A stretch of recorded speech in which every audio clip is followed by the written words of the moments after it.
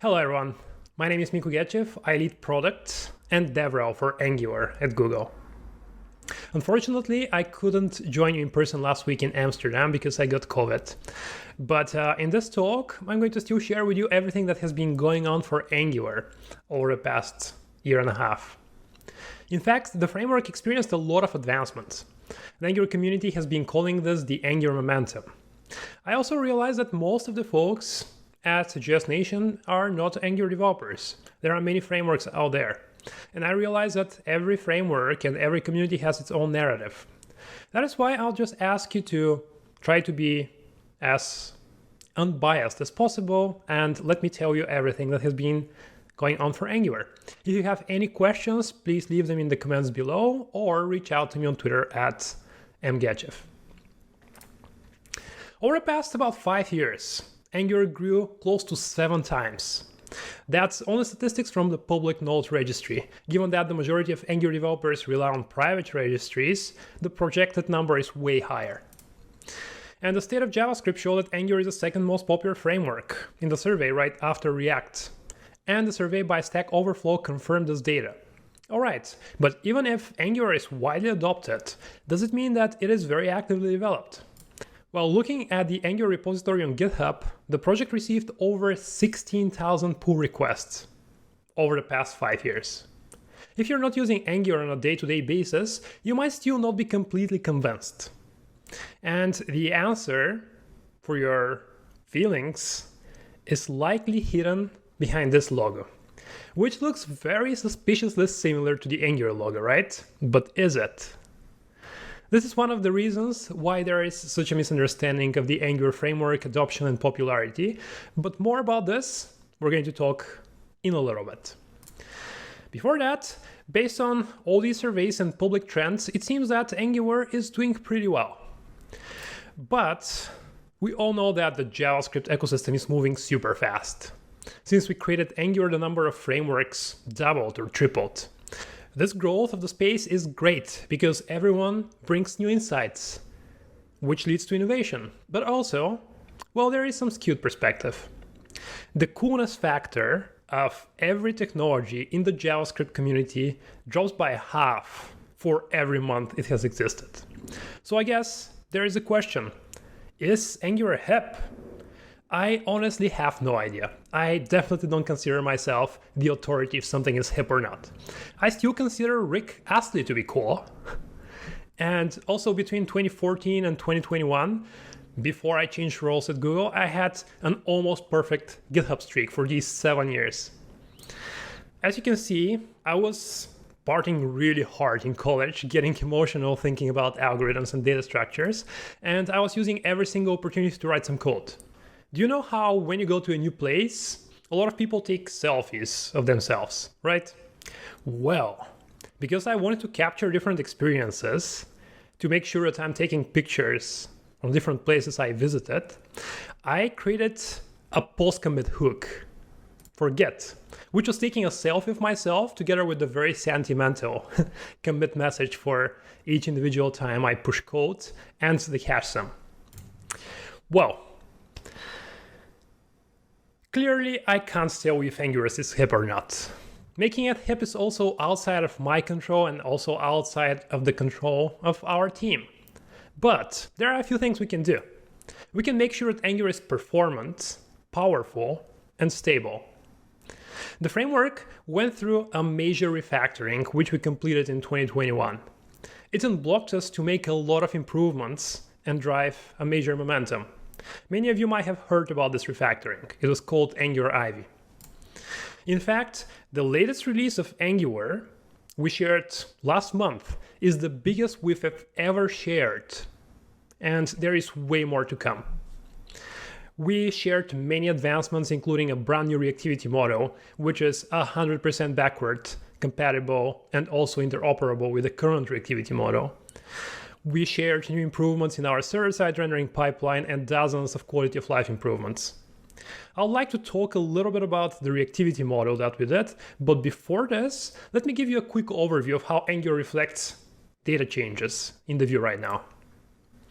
For the past about 7 years or so, Angular has been using a compiler, which takes templates like this and translates them to efficient JavaScript instructions that can render your components pretty quickly. Here you have your component tree. At a certain point, you may make an update in the state of your components. When the browser's microtask queue is empty, Angular's runtime will traverse this entire component tree and will check every single binding within your templates. If any of these bindings have changed, Angular will update the view associated with it. It's great that the framework updates only what has changed, right? But at the same time, it traverses this entire component tree by default. You might be thinking, wait, this might be extremely slow. Well, it's not that bad.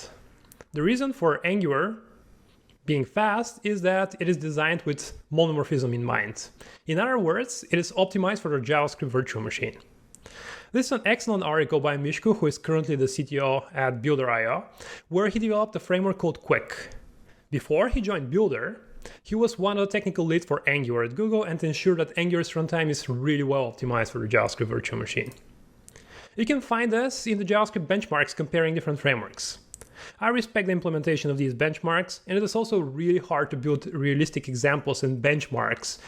And it's even harder to judge about the performance of a framework based on manipulation of tables.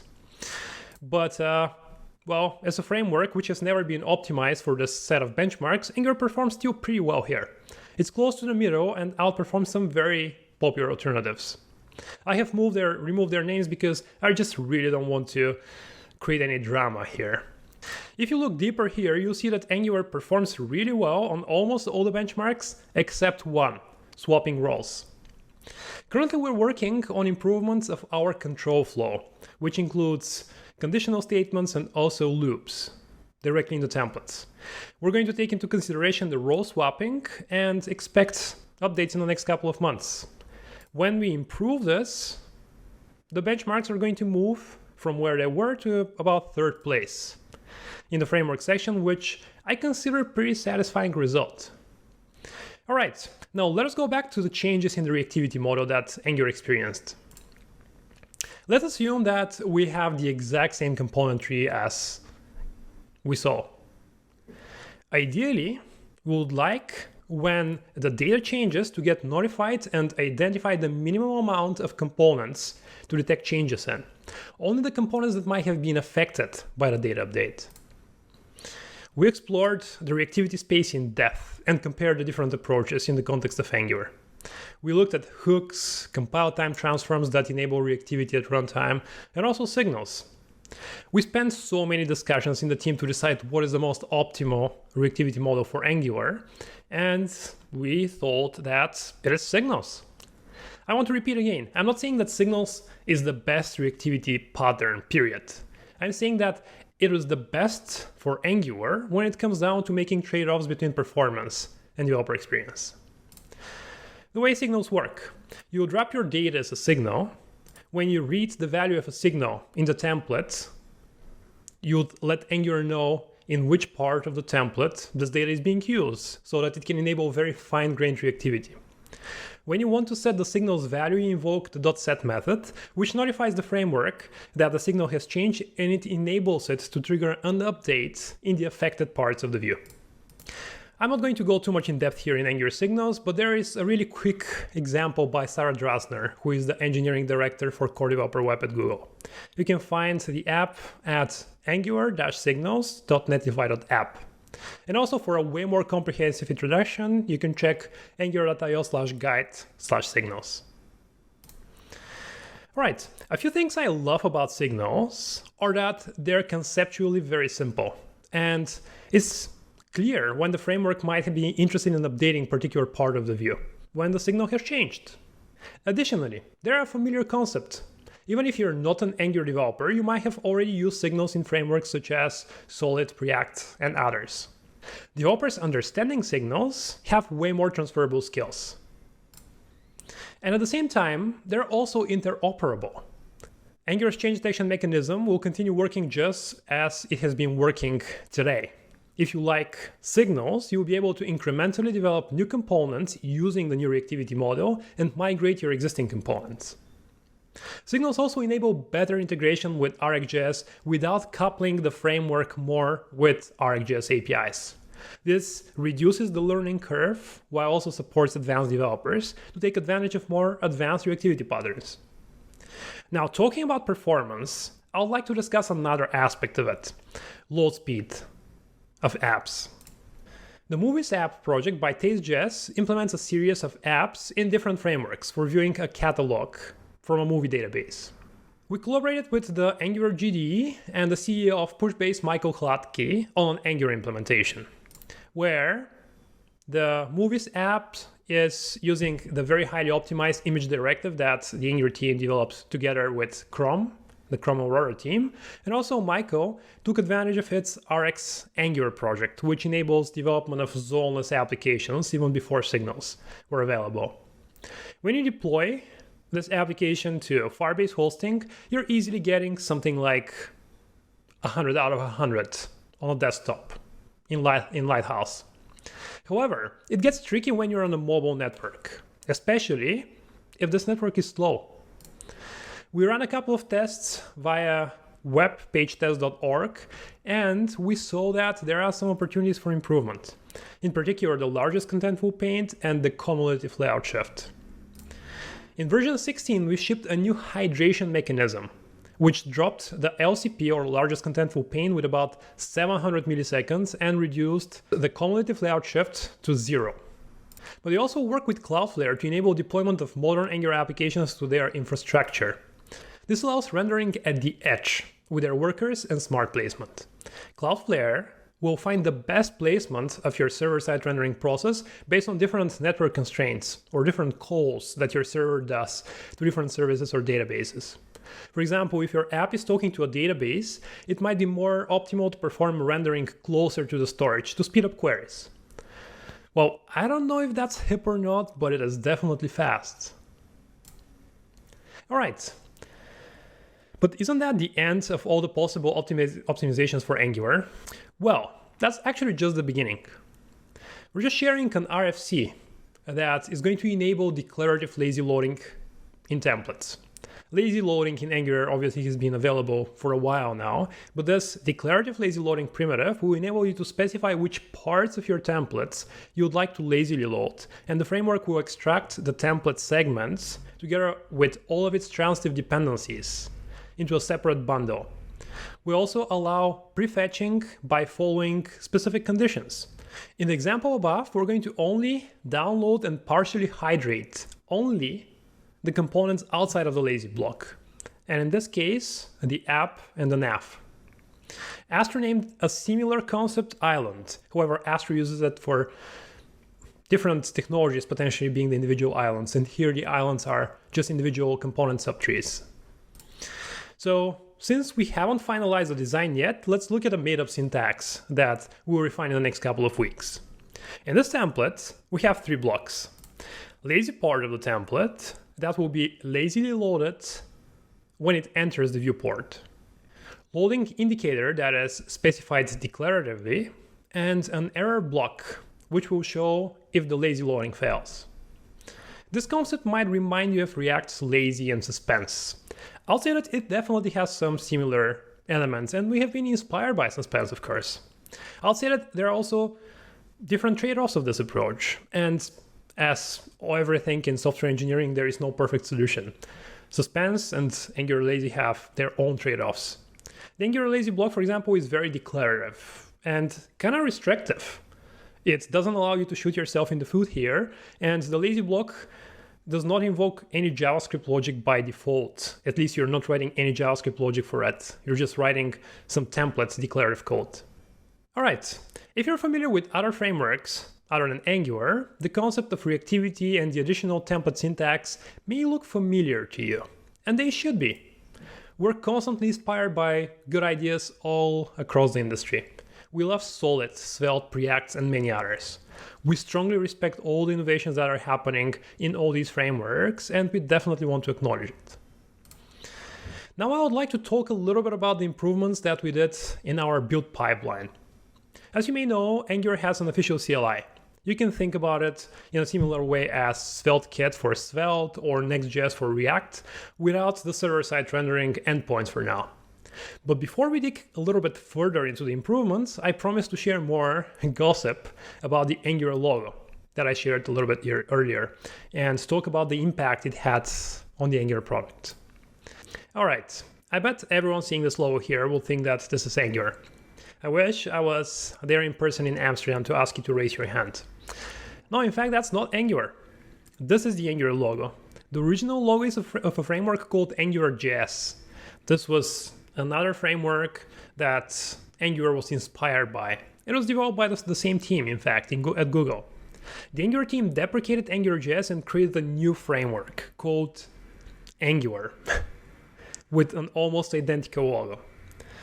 Before, you say no way. There is no way that you could create such a confusing branding and trick us all. Well, it even got a little bit more confusing. Originally, AngularJS was called Angular 1 and Angular was called Angular 2, even though Angular is a rewrite of AngularJS. Kind of follows semantic versioning, but not entirely. It was a confusing branding. Since now we're officially following semantic versioning and releasing new major versions twice a year, you can imagine that people could easily interpret each next major version of the framework as a rewrite, which is definitely inaccurate, but I understand the sentiment there. That's why the framework, original one, got renamed to AngularJS, and now we have just Angular. Angular is no longer maintained, so, well, I'm hoping that the confusion will be decreasing over time. But yeah, we definitely didn't do the best job with branding. Even though we didn't do the best job with branding, we took some really sound technical decisions. Probably the most impactful decision was to introduce TypeScript, which enabled the project to take off and currently becomes pretty much a standard that most software engineers are using to build their web applications. And as you can imagine, we had to introduce a build pipeline, right? So that's why we also enabled this with a CLI. We want to encapsulate the build process. One of my favorite features of the Angular CLI is the ng-update command. It will literally transform your code anywhere it finds a deprecated API. Based on our developer survey, 70% of Angular apps are using the latest two major versions of Angular, which makes us believe that ng-update works really well.